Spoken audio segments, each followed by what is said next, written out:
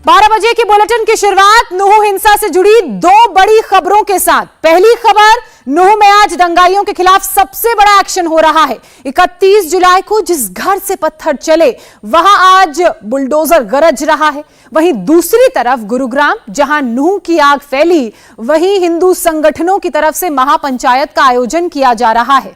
इस महापंचायत का मकसद क्या है, इसकी भी एक एक डिटेल देंगे। लेकिन सबसे पहले बात नुहू में आज हो रहे सबसे बड़े बुलडोजर एक्शन की करते हैं। हरियाणा के नुहू में दंगे के बाद खट्टर सरकार योगी मॉडल पर काम कर रही है। दंगाइयों के खिलाफ जमकर एक्शन हो रहा है। एक एक दंगाई की पहचान की जा रही है। नुहू में पीला पंजा यानी कि बुलडोजर लगातार टॉप गियर में दौड़ रहा है। जिन छतों से शोभा यात्रा पर पत्थरबाजी हुई, जिन छतों से पत्थरबाजों ने दंगे का खुला खेल खेला, उनकी पहचान करके बुलडोजर चलाया जा रहा है। नल्हड़ में आज सुबह सुबह अवैध होटल और एक बिल्डिंग पर बुलडोजर चला। होटल और बिल्डिंग को बुलडोजर ने जमींदोज कर दिया। अब तक प्रशासन की कार्रवाई में 200 से ज्यादा प्रॉपर्टीज के खिलाफ एक्शन लिया गया है और आगे भी इस तरह की कार्रवाई की जाएगी। कार्रवाई को लगातार अंजाम दिया जाएगा। ये तस्वीरें आप देख रहे हैं आज सुबह की। देखिए 5 सेकंड में कैसे पूरी की पूरी बिल्डिंग को इस पीले पंजे ने गिरा दिया। दरअसल ये वही बिल्डिंग है जहां से पत्थरबाजों ने शोभा यात्रा पर पथराव किया था और अब ऐसी हर एक बिल्डिंग को, हर एक होटल को, हर एक इमारत को चिन्हित करके उस पर प्रशासन का पीला पंजा चल रहा है और उसी की तस्वीरें लगातार नुहू से हम आपको दिखा रहे हैं। चौथा दिन आज बुलडोजर एक्शन का, इस कार्रवाई का, और उत्तर प्रदेश के तर्ज पर ही हरियाणा के नुहू में भी अब उन लोगों को गिरफ्तार किया जा रहा है, हिरासत में लिया जा रहा है जो डायरेक्टली या इनडायरेक्टली इस दंगे में शामिल थे, और उन इमारतों को और उन इल्लीगल कंस्ट्रक्शंस को तोड़ा जा रहा है जो वहां पर सरकारी जमीन पर बनाई गई हैं। देखिए ये दो तस्वीरें आप देख रहे हैं, एक 31 तारीख की और एक आज की। ये वही बिल्डिंग है जिसकी छत पर देखिए आपको नजर आ रहा होगा कि कई लोग हैं वो मौजूद हैं और लगातार पथराव कर रहे हैं। हाथ इनके रुक नहीं रहे हैं। एक के बाद एक हर व्यक्ति उस छत से नीचे शोभा यात्रा पर पत्थर फेंक रहा है। और अब आज एक्शन लेते हुए हरियाणा की सरकार ने किस तरह से इस बिल्डिंग को जमींदोज कर दिया, उसकी तस्वीरें आप देख रहे हैं। उत्तर प्रदेश की तर्ज पर अब हरियाणा के नुहू में भी बुलडोजर एक्शन देखने को मिल रहा है। मेरे सहयोगी मनीष प्रसाद ने एक रिपोर्ट भेजी है, आइए वो देख लेते हैं। ये नुहू का नल्हड़ चौराया है और यहाँ पर अलग अलग जो लोकेशंस है जहाँ पर हिंसा भड़की, जहाँ से पथराव किया गया, अब उनको तोड़ा जा रहा है। ये सहारा रेस्टोरेंट के साथ की बिल्डिंग है जिसको अब पूरी तरह से जेसीबी के जरिए ध्वस्त किया जा रहा है। और यहाँ पर आरोप ये था कि ये इलीगल कंस्ट्रक्शन के साथ यहाँ पर जो उपद्रवी थे वो यहाँ पर आए, उन्होंने इसका सहारा लिया, इसकी आड़ में पत्थरबाजी की, वीडियो बनाया, और जो सिक्योरिटी फोर्स यहाँ से हरियाणा पुलिस अंदर जा रही थी नल्हड़ महादेव मंदिर की तरफ, तो उनको पूरी तरह से रोका गया। इसीलिए अब इस पूरे एरिया में जो बिल्डिंग है उसको डिस्ट्रॉय किया जा रहा है। और ये यहाँ पर ये पूरी बिल्डिंग पूरी तरह से टूट गई है और ये अब तक की सबसे बड़ी कार्रवाई है जिसमें उन सभी लोगों के खिलाफ बुलडोजर चल रहा है जिन्होंने इस पूरे हिंसा में उनकी मदद की, लोगों को यहाँ पर आश्रय दिया, उनको वहाँ पर वो साथ रहे। तो अब ये बिल्डिंग पूरी तरह से डिस्ट्रॉय कर दी गई है। नुहू में किस तरह से प्रशासनिक कार्रवाई की जा रही है, बुलडोजर का इस्तेमाल करके बिल्डिंगों को डिस्ट्रॉय किया जा रहा है, उसकी तस्वीरें आपने देखी। नुहू में दंगा करने वाला चुन चुन कर हिसाब हो रहा है। ये तस्वीर आप देख रहे हैं, जिन छतों से पत्थर चले अब उन छतों को जमींदोज किया जा रहा है। अगर 31 तारीख का वीडियो आपने देखा होगा तो घरों की, मकानों की छत के ऊपर से पत्थरबाजी की गई, शोभा यात्रा पर पथराव किया गया। अब इन्हीं बिल्डिंग्स, इनको चिन्हित करके उन वीडियोस के जरिए कौन कौन से वो इलाके थे, कौन कौन सी वो बिल्डिंग्स थी जहां पर उपद्रवी मौजूद थे और वहां से पत्थरबाजी कर रहे थे, अब इन बिल्डिंग्स को जमींदोज कर दिया गया है। अब तक 200 से ज्यादा ऐसे कंस्ट्रक्शंस, बिल्डिंग्स, होटल्स, दुकानें शामिल हैं जो इस घटना में लोग यहां पर मौजूद होकर पत्थरबाजी कर रहे थे, उन्हें जमींदोज कर दिया गया है। मेरे सहयोगी मनीष ने एक और रिपोर्ट भेजी है, आइए वो भी देख लेते हैं। नूह में करीबन 200 से ज्यादा ऐसी प्रॉपर्टीज हैं जिसको डिमोलिश कर दिया गया है और डिस्ट्रिक्ट एडमिनिस्ट्रेशन का कहना है कि ये वो घर हैं जिन्होंने दंगों में अहम भूमिका निभाई, यहीं से हिंसा भड़की। यहाँ पर नल्हड़ चौराहे के पास ये सहारा रेस्टोरेंट और 4 मंजिला इमारत थी जिसे अब पूरी तरह से तोड़ा जा रहा है। खासतौर पे यही नहीं बल्कि इसके आसपास के जितने और एरियाज हैं उन सब को तोड़ा जा रहा है। ये कहा गया कि इसकी छत पर जो दंगाई हैं वो चढ़े, उन्होंने यहाँ से वीडियो बनाए, पत्थरबाजी की और जो पुलिस प्रशासनिक अधिकारी आगे की तरफ जा रहे थे उन्हें जाने से भी रोका। इसीलिए इस बिल्डिंग को पूरी तरह से डिमोलिश किया जा रहा है। हम आपको ये भी बता दें कि इस समय पूरे नूह और आसपास के इलाके में करीबन 200 से ज़्यादा घर, उसके अलावा दुकानें, मार्केट, उन सबको डिमोलिश किया गया है। डिस्ट्रिक्ट एडमिनिस्ट्रेशन का कहना है कि ये इलीगल कंस्ट्रक्शन और साथ में जो यहाँ पर दंगाई थे जिन्होंने इन दंगों में एक अहम भूमिका निभाई है, दरअसल इसी वजह से उन सब के घरों को, उन सब की लोकेशंस को पूरी तरह से डिस्ट्रॉय और डिमोलिश किया जा रहा है। और यही वजह है कि अब जेसीबी के जरिए ये एक्शन शुरू हो गया है और ये अभी तक का सबसे बड़ा एक्शन यूपी की तर्ज पर हरियाणा में किया जा रहा है। 200 से ज़्यादा लोगों के ऊपर एफआईआर दर्ज हुई है और उसके साथ अब इस मामले की जांच की जा रही है। मनीष प्रसाद की रिपोर्ट्स आपने देखी, इस वक्त हमारे साथ नूह से वो लाइव जुड़ चुके हैं। मनीष, जैसा कि आप ही ने कहा, उत्तर प्रदेश की तर्ज पर हरियाणा के नूह में अब तक का सबसे बड़ा एक्शन देखने को मिल रहा है। प्रशासन का पीला पंजा प्रहार कर रहा है। किन किन बिल्डिंग्स को डेमोलिश कर दिया गया है, कब तक ये पूरी कार्रवाई चलेगी और कितनी एकड़ जमीन खाली करा ली गई है और किस आधार पर चिन्हित किया जा रहा है?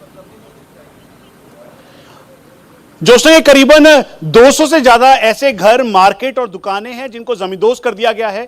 बुलडोजर की मदद से उन पूरे स्ट्रक्चर को डिमोलिश किया गया और जमींदोज करने के बाद यहां पे कुल मिला के ऐसी 200 घरों के साथ अभी भी करीबन 100 से 150 ऐसी लोकेशंस और ऐसे घर हैं जिनको अब पूरी तरीके से जमींदोज किया जाएगा। उसकी मुख्य वजह क्या है ये हम आपको बता दें। ये नल्हड़ महादेव के चौराहे पर जो शहीद हसन खान मेवाती गवर्नमेंट कॉलेज का मेन एंट्री पॉइंट है, वहां पर ये 5 मंजिला इमारत थी, साथ में सहारा रेस्टोरेंट था और इस बिल्डिंग को अब जमींदोज कर दिया गया है बुलडोजर की मदद से। उसकी वजह थी जो प्रशासनिक अधिकारियों ने बताया कि दंगों में एक अहम भूमिका यहां से निभाई गई, यहां से पत्थरबाजी की गई, वीडियो बनाया गया और उसके साथ साथ यहां पर जब हरियाणा पुलिस के लोग आगे जा रहे थे तो उनको रोका गया। वहीं दूसरी तरफ ये साथ में एक वेयर हाउस है जो कि बाइक कंपनी का है।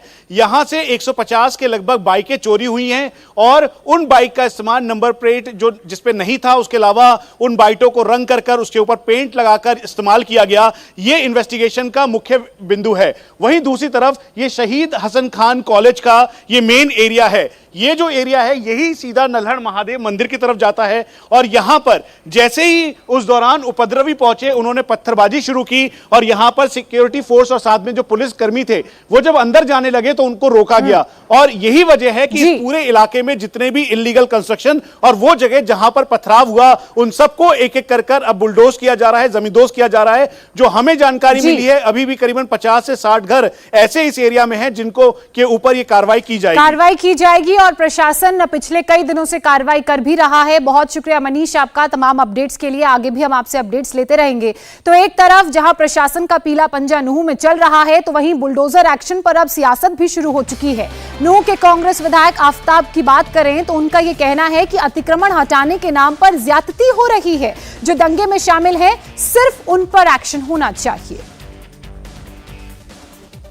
अभी के हालात को लेकर क्या कंडीशन है? घर तोड़े जा रहे हैं, उसके अलावा ये कहा जा रहा है कि यहाँ से दंगे भड़के और इलीगल इंक्रोचमेंट दोनों एक साथ। मैं कहूँगा ये अपनी विफलता को छुपाने के लिए सारे कार्रवाई हो रही है। दोषियों को दोष अनुसार सजा दें। हम भी पहले दिन से कह रहे हैं कि हम पूरी तरीके से दोषियों के विरोध में हैं, चाहे वो दोषी दंगा भड़काने वाले हैं, चाहे दंगा करने वाले हैं, उनके खिलाफ हैं, उसके खिलाफ कार्रवाई करें। लेकिन गरीबों के आशियानों को तोड़ना, इलीगल एनक्रोचमेंट के नाम पे इस तरह की कार्रवाई करना ये अपने आप में बहुत ही जो है ना तो तर्कसंगत है न न्याय संगत। इसी बीच नूह दंगे से जुड़ा एक और बड़ा खुलासा हुआ है। दंगे में आम आदमी पार्टी के नेता का नाम सामने आया है। दरअसल जावेद अहमद के खिलाफ पुलिस ने हत्या समेत कई गंभीर धाराओं में केस दर्ज किया है। जावेद अहमद पर आरोप है कि वो 150 दंगाइयों की भीड़ को लीड कर रहा था। जावेद पर बजरंग दल के कार्यकर्ता प्रदीप कुमार की हत्या का भी आरोप है। ये व्यक्ति जावेद जिस पर तमाम आरोप लगाए जा रहे हैं, उसको लेकर पवन ने शिकायत की थी। पवन जिस वक्त प्रदीप कुमार वहां शोभा यात्रा का हिस्सा थे वहीं पर मौजूद थे और किस तरह से जावेद अहमद जो आम आदमी पार्टी का नेता बताया जा रहा है हरियाणा का, ये पीली पग में गले में आप इसके माला देख रहे हैं, ये वही व्यक्ति है जिस पर यह आरोप लगा है कि ये 150 लोगों की जो भीड़ है उसको लीड कर रहा था। और पवन के बयान के आधार पर एक एफआईआर दर्ज की गई है। पवन वो व्यक्ति है जो जिस दिन दंगे हुए उस दिन प्रदीप कुमार के साथ जो बजरंग दल का कार्यकर्ता है उसके साथ मौजूद था। उसको किस तरह से पीटा गया जावेद के कहने पर और कैसे उस पर लाठियां डंडे बरसाए गए, इस जावेद अहमद के कहने पर उसका जिक्र एफआईआर में किया गया है जो शिकायत पवन ने पुलिस को की थी। आपको बता दें कि जावेद के खिलाफ जो एफआईआर जिसका मैं बार बार जिक्र कर रही हूं वो पवन नाम के शख्स ने दर्ज कराई थी और उस एफआईआर में क्या क्या बातें कही गई थी वो मैं आपको बता देती हूं। दरअसल जावेद ने दंगाइयों से कहा कि जाने दो, जान से मार दो, जो होगा मैं संभाल लूंगा। जिस 150 दंगाइयों को वो लीड कर रहा था उसको उसने ये बात कही। उसके अलावा प्रदीप नाम से के शख्स के सिर पर रॉड से हमला हुआ, सरिया से भी प्रदीप को पीटा गया। इलाज के दौरान प्रदीप की मौत हो गई। अब आप देखिए कितने निर्मम तरीके से बजरंग दल के कार्यकर्ता प्रदीप को मारा गया और ये सब कुछ जावेद के कहने पर हुआ। जब चौक से भीड़ आगे बढ़ रही थी उस भीड़ को जावेद लीड कर रहा था और जावेद ने अपनी भीड़ में मौजूद लोगों से कहा कि जो होगा वो मैं देखूंगा लेकिन जान से मार दो। अब आप समझ सकते हैं कि किस तरह ना सिर्फ उसने भीड़ को लीड किया, भीड़ को उकसाया और उसके कहने पर भीड़ ने प्रदीप पर रॉड से हमला किया, लाठी डंडों से हमला किया और उस हमले में प्रदीप गंभीर रूप से घायल हो गया। जब उसे इलाज के लिए अस्पताल ले जाया गया तो वहां पर उसकी मौत हो गई और इस बात की जानकारी प्रदीप के साथ पवन नाम का एक व्यक्ति मौजूद था। उसने अपनी शिकायत जब पुलिस से की 2 तारीख को तब पुलिस को बताया। इंडिया टीवी के पास एफआईआर नंबर 0398 की कॉपी मौजूद है। उसमें जो जो लिखा गया है, पवन ने जो जो आप बीती बताई, जो जो प्रदीप के साथ हुआ उस बारे में बताया, उसका जिक्र है। उसे पढ़कर किसी के भी रोंगटे खड़े हो जाएंगे। ये वो एफआईआर की आप कॉपी देख रहे हैं। इसमें हाईलाइटेड पॉइंट्स मैं आपको बताती हूं। नूह से सोना अपने घर वो लोग जा रहे थे और उसी दौरान करीब चौराहे के पास 150 लोगों की भीड़ जो थी वो मौजूद थी और उस भीड़ को लीड कर रहा था जावेद अहमद नाम का शख्स और उसी जावेद अहमद के कहने पर 150 लोगों की भीड़ ने वहां मौजूद लोगों को मारना शुरू कर दिया। प्रदीप पर रॉड से हमला किया गया, लाठी डंडों से हमला किया गया। इसके बाद एक स्कॉर्पियो कार ने उनका पीछा करना शुरू किया और उसके बाद केएमपी पर उनकी गाड़ी को कार ने ओवरटेक करके रुकवा दिया। पवन के मुताबिक भीड़ में मौजूद जावेद अहमद ने कहा कि इन्हें मार दो, बाकी जो होगा वो मैं देख लूंगा। तो आप समझ सकते हैं कि किस तरह से जावेद अहमद ने उस भीड़ को भड़काया, उकसाया और जो वहां पर हालात पैदा हुए उसके लिए वो कैसे जिम्मेदार है। इसके बाद भीड़ ने दोनों को कार से बाहर निकाला, पूरी तरह से पिटाई की। पवन के मुताबिक उसे तो पुलिस वहां से निकाल कर ले गई लेकिन उस भीड़ के हत्थे प्रदीप चढ़ गया। प्रदीप वहां से निकल नहीं सका क्योंकि उसके सिर पर लाठियों से, रॉड से हमला किया गया था और बाद में जब प्रदीप को अस्पताल ले जाया गया तो इलाज के दौरान उसकी मौत हो गई। और यही बात जो पवन ने पुलिस को बताई है उसका जिक्र एफआईआर में डिटेल में किया गया है। उसकी ये कॉपी आप देख रहे हैं। जिस जावेद अहमद पर प्रदीप की हत्या का आरोप है, इंडिया टीवी संवाददाता शोएब रजा ने उसे भी ढूंढ निकाला। जावेद से जब शोएब ने उस पर लगे आरोपों पर सवाल किए तो सुनिए आम आदमी पार्टी के नेता जावेद ने क्या कहा। जावेद साहब से मेरी बात हो रही है? हाँ जावेद बोल रहा हूँ भैया। आप कौन? जावेद साहब, मैं शोएब रजा बोल रहा हूँ, इंडिया टीवी से रिपोर्टर हूँ।